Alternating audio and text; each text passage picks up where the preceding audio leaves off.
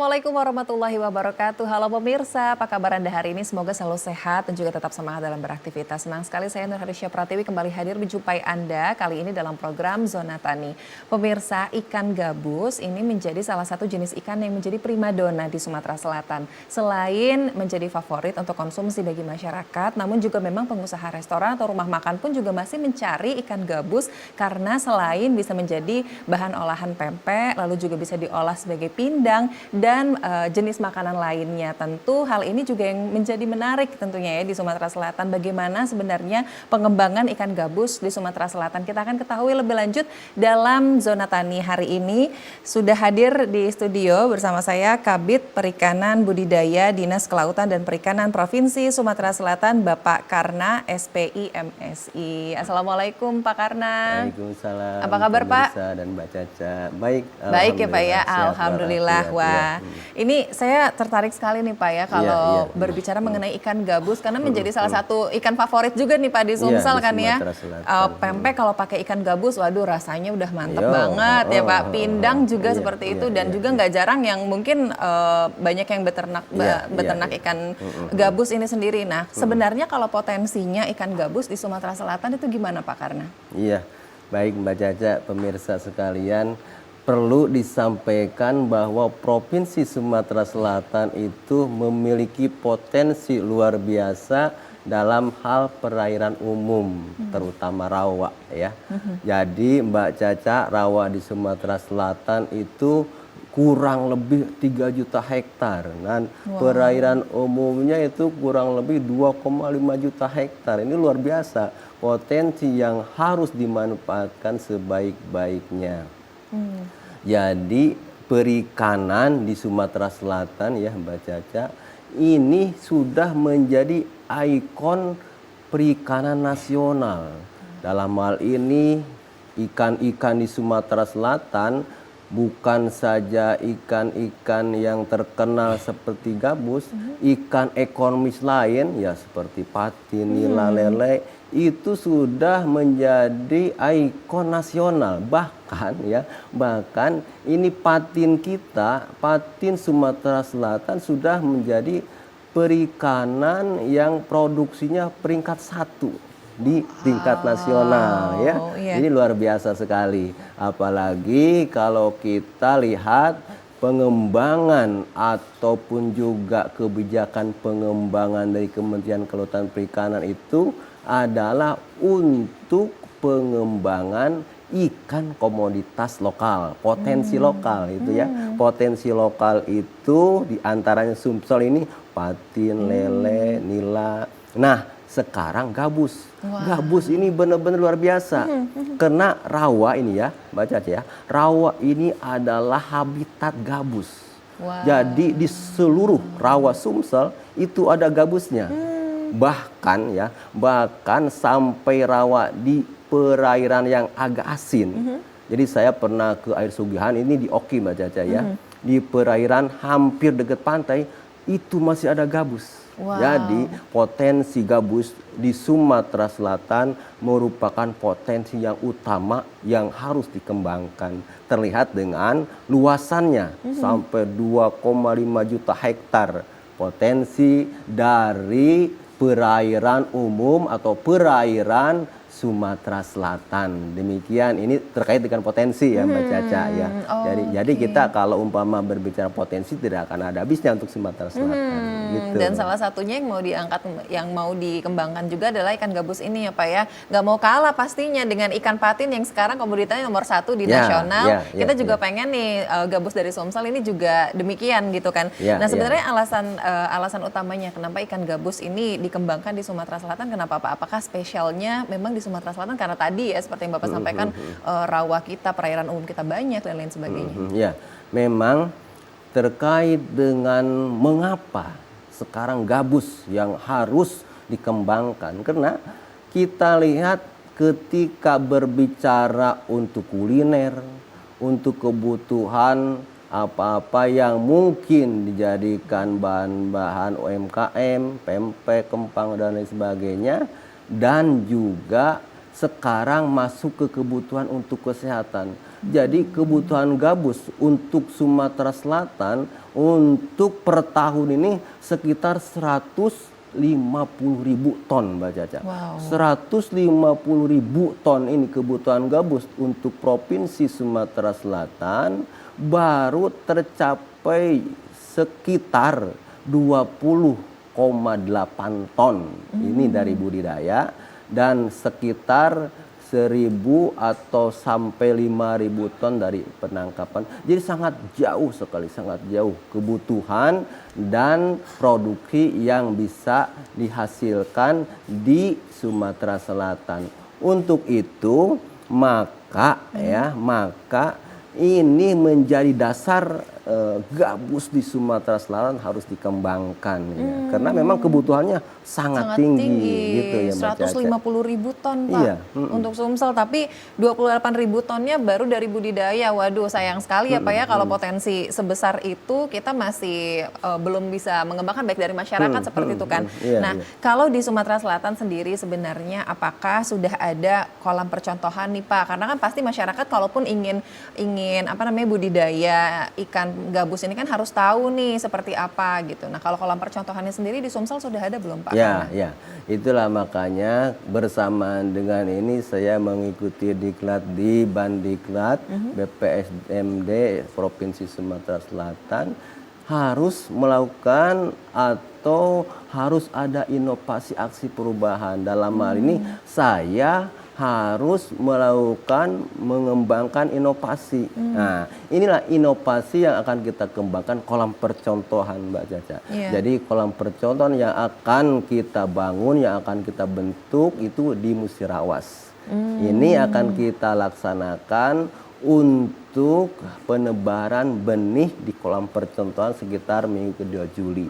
Jadi minggu kedua Juli kita akan melakukan penebaran benih di kolam percontohan yang nantinya bisa menjadi pilot project untuk pengembangan di seluruh Provinsi Sumatera Selatan. Demikian Mbak Caca. Oke, jadi nanti akan kolam percontohan pertama di Musirawas dulu gitu ya Pak ya. Nah, kalau sekarang sebenarnya tadi kan Pak Karna menyampaikan bahwa ada 28.000 ton dari budidaya kalau untuk di Sumatera Selatan. Sebenarnya sejauh ini daerah mana saja Pak yang menghasilkan ikan gabus terbaik dan juga dengan jumlah yang cukup tinggi di Sumsel?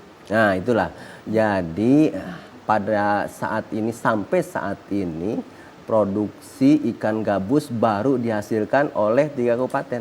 3 kabupaten? Nah, 3 kabupaten aja. Pertama OI, Ogan Ilir. Yang kedua Ogan Komering Ulu, ya, Oku, dan Kabupaten Banyu Asin. Ini untuk terkait dengan gabus. Maka benar-benar ini di Sumatera Selatan harus benar didorong. Dorongannya bukan dorongan biasa, tapi harus menggunakan evolusi, percepatan, ya, sehingga diperlukan benar-benar aksi perubahan, inovasi untuk pengembangan ikan gabus, bukan pengembangan biasa, tapi pengembangan yang menggunakan inovasi percepatan. Demikian Mbak Caca. Oke, jadi sejauh ini dari 17 kabupaten kota kita di Sumsel baru 3 ya Pak ya penghasil ikan gabus, jadi OI, Oku, dan Banyu Asin. Nah, selain di Musirawas yang nanti akan dibangun juga kolam percontohan seperti itu, wilayah mana lagi Pak yang nanti mungkin akan menjadi salah satunya khusus nih untuk pengembangan ikan gabus di Sumsel gitu? Nah, baik. Jadi kita dalam hal ini bidang perikanan budidaya Dinas Kelautan dan Perikanan Provinsi Sumatera Selatan memiliki misi untuk pengembangan gabus itu di seluruh kabupaten kota se-Sumatera Selatan. Jadi bukan hanya di OI, Oku, Banyu Asin, tapi seluruhnya. Nah, hanya memang diperlukan tahapan-tahapan, persiapan-persiapan. Seluruhnya harus disiapkan terkait dengan kolamnya, terkait dengan pembudidayanya, terkait dengan sarana prasarana budidayanya, sehingga pada saatnya kita harus bergerak untuk seluruh kabupaten kota, mereka sudah siap. Teknik operasional atau budidaya gabus ini memang khusus ya. Kalau sekarang masyarakat kita sudah memiliki paradigma patin ya. Artinya patin itu sudah dikuasai, hebat, demikian luar biasa. Nah, pengembangan serupa harus dilakukan untuk gabus ya. Karena memang ikan gabus adalah salah satu ikan yang sangat dibutuhkan ya untuk Provinsi Sumatera Selatan, selain dari untuk konsumsi dan kuliner, yang paling penting ini sudah masuk ke dunia kesehatan, Mbak Caca. betul. Jadi ya sekarang produk hasil ekstraksi dari daging gabus namanya albumin ini sangat dibutuhkan oleh dunia kesehatan. Mengapa sangat dibutuhkan? Karena albumin ini sangat bermanfaat, mampu bisa reorganisasi, bisa menyembuhkan luka dalam ya. Jadi luka dalam yang di dalam organ tubuh kita ini akan cepat sembuh oleh albumin. Maka sangat dibutuhkan ini albumin, dan albumin yang berkualitas tinggi dan bagus itu dihasilkan dari gabus yang bagus dan gabusnya besar-besar. Gabus yang di atas 800 gram, kemudian atau 600 gram minimal, ini akan memiliki produk albumin yang bagus untuk kesehatan. Jadi sudah lengkap lah, bukan makanan aja, kuliner, kesehatan pun juga gitu ya Pak ya. Jadi memang benar-benar diharapkan tadi semoga di Sumsel ini nanti kita bisa produksi gabus kita juga bisa sangat tinggi seperti itu ya Pak ya, menyusul juga ikan patin. Nah saya juga penasaran nanti Pak, sebenarnya kalau sejauh ini dampak pengembangan ikan gabus bagi masyarakat itu utamanya untuk pengentasan kemiskinan itu ada nggak Pak? Pasti ada ya Pak ya, dan seperti apa nanti akan dibahas lebih lanjut oleh Pak Karna. Pemirsa tetaplah bersama kami dalam Zona Tani, kami akan kembali sesaat lagi.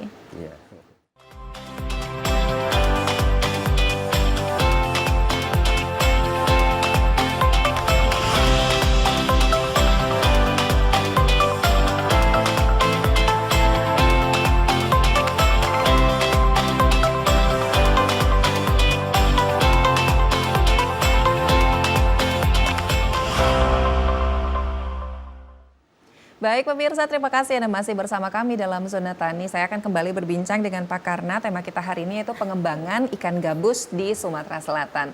Nah Pak Karna, kalau kita berbicara tentang pengembangan ikan gabus ini kan pasti punya dampaknya, khususnya terhadap pengentasan kemiskinan di Sumsel. Itu bagaimana Pak Karna? Baik, ini yang sangat menarik karena konteks kemiskinan adalah konteks nasional. Jadi yang harus kita selesaikan bersama-sama.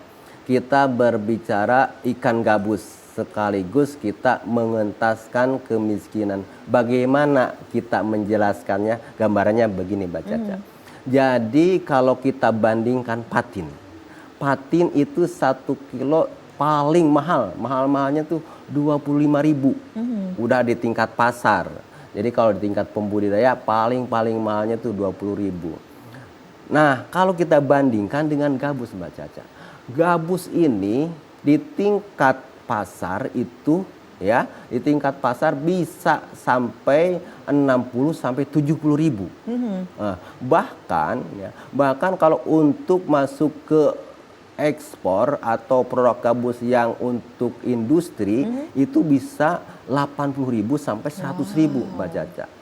Sehingga kalau kita bandingkan ya 25.000 patin ya, kemudian kita bandingkan dengan harga 80.000-nya gabus, itu peningkatannya sekitar 320%. Luar biasa. Tidak ada margin keuntungan yang sangat luar biasa, peningkatan yang sangat tinggi ya untuk komoditas lain. Ketika kita berbicara ikan-ikan biasa, umpama inilah kan masih deket-dekatan tuh harganya dengan patin. Lele apalagi masih di bawah. Tapi kalau kita berbicara patin, nila, lele dibandingkan dengan gabus, harganya jauh tinggi. Sehingga ketika kita bisa produksi gabus ya, itu otomatis meningkatkan 3 kali lipat penghasilan masyarakat. Otomatis kemiskinan akan terangkat. Jadi perbandingan begini Mbak Caca, saya sudah hitung-hitung. Ada angka kita punya produksi untuk patin tahun ini ya, tahun 2023 produksi patin itu 91.000 ton. Nah itu ya. Kemudian sementara gabus kita masih jauh di bawah. Kalau umpama kita hasil gabus nih sampai 91.000 ton. Jadi hitung-hitungan angkanya, Kalau patin ini 91.000 ton itu menghasilkan 1,6 triliun kurang lebih. Ketika kita berbicara gabus 91.000 ton itu akan menghasilkan 6,7 triliun. Wow. Jadi bisa meningkatkan kesejahteraan masyarakat, bahkan mengentaskan kemiskinan secara permanen, ya, bukan sementara saja. Kalau kita sekarang untuk program-program pemiskinan kan biasanya untuk bantuan-bantuan yang sifatnya temporer, sewaktu-waktu. Iya, iya benar, menghilangkan, membantu mengentaskan kemiskinan. Tapi dalam waktu tertentu saja. Ketika bantuannya sudah lewat, masuk ke area miskin lagi. Iya, Ini betul. kalau umpama dia diberi kemampuan berbudidaya gabus, kemudian stabil produksi gabus, maka dia akan menghasilkan terus, meningkatkan terus penghasilan dia. Penghasilan yang meningkat 320%, Mbak Caca. Wow, Luar biasa itu sekali. ya. Artinya di sini untuk pengentasan kemiskinan tadi kita langkah utamanya adalah dengan menjadikan masyarakat itu tadi produktif ya Pak ya, melalui tadi budidaya ikan gabus ini. Nah, inilah yang mungkin harus diketahui juga oleh masyarakat, khususnya pemirsa di rumah mungkin yang ingin budidaya ikan gabus. Sebenarnya tahapan-tahapan apa saja sih Pak yang harus dilakukan dalam pengembangan ikan gabus ini? Baik, ya. Memang semuanya tidak mudah. Jadi saya bisa menggambarkan bagaimana patin menjadi peringkat 1 nasional. Jadi dimulai dari Sumsel tahun 2009. Jadi di Sumsel launching patin, gertak patin, gerakan serentak patin itu 2009. Kapan patin bisa berhasil? Itu kita hitung. 2009, 2010, 2011, 2012, 13, 14, 15, 16. 2016, 8 tahun itu menjadi produksi tertinggi ya patin. Artinya perlu 8 tahun untuk patin.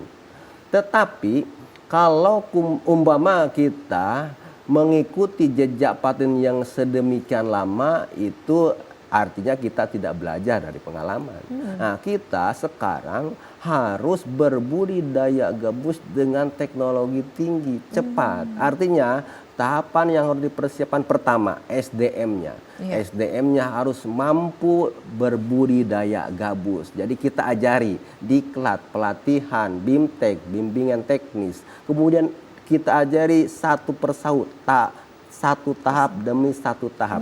Pertama untuk memilih induk ya, BIMTEK, bimbingan teknis pemilihan induk gabus. Induk gabus yang mana yang bisa menghasilkan produk benih yang banyak dan bagus. Nah, ini harus dilakukan kemampuan spesifikasinya. Jadi pembudidaya. Setelah dia mampu memilih induk yang bagus, yang besar, yang hebat, dia harus mampu melakukan pemijahan. Pemijahan artinya dia untuk membenihkan. Jadi dari gabus ini bisa menghasilkan benih. Proses pemijahannya harus mampu. Kemudian setelah dia mampu pemijahannya, mampu dia proses dari benih ke ukuran yang bisa ditebar. Jadi dari benih yang dari pemijahan ke benih yang bisa ditebar itu harus dijaga survival kehidupannya. Jangan sampai hanya bisa memijakan aja tiba-tiba mati semua. Nah, ini harus dijaga. Ini kemampuan ini harus diajarkan kepada masyarakat. Selanjutnya harus diajari kemampuan dia dalam menebar benih. Jadi menebar benih ikan gabus ke kolam itu harus ada kemampuan teknisnya. Jangan sampai dia sekedar menebar langsung dilempar ke kolam tanpa ada ilmunya, nanti mati semua. Nah, itulah kemampuan teknis yang harus dimiliki oleh kemampuan selanjutnya adalah kemampuan operasional budidaya. Jadi membesarkannya harus dilatih dengan baik. Demikian Mbak Caca. Oke, jadi mulai dari pemilihan induk, pemijahan sampai memilih benih yang bisa ditebar sampai dengan pembesaran itu juga harus tepat dan SDM-nya juga harus tahu gitu ya Pak ya. Nah, mungkin ini terakhir nih Pak Karna gitu kan ya. Kira-kira pesannya untuk masyarakat ataupun mungkin untuk pemirsa di rumah yang ingin mulai budidaya ikan gabus, hal-hal apa saja yang perlu diperhatikan supaya nanti hasilnya juga bisa maksimal. Silakan. Baik. Saya bersaran mengharapkan kepada seluruh masyarakat Sumatera Selatan segera kita tingkatkan kemampuan berbudidaya ya. Sekarang mampu berbudidaya patin, segera upgrade kemampuannya. Kita belajar BIMTEK, diklat, pelatihan untuk mampu berbudidaya ikan gabus. Nah, ini kemampuan dasar ini yang harus dimiliki. Kemudian setelah kita mampu berbudidaya gabus, maka kita harus menghubungkan dengan pasar yang mungkin bisa kita hubungi. Jadi bukan hanya saja kita berbudidaya, tetapi kita juga harus bisa nyambung dengan pasarnya.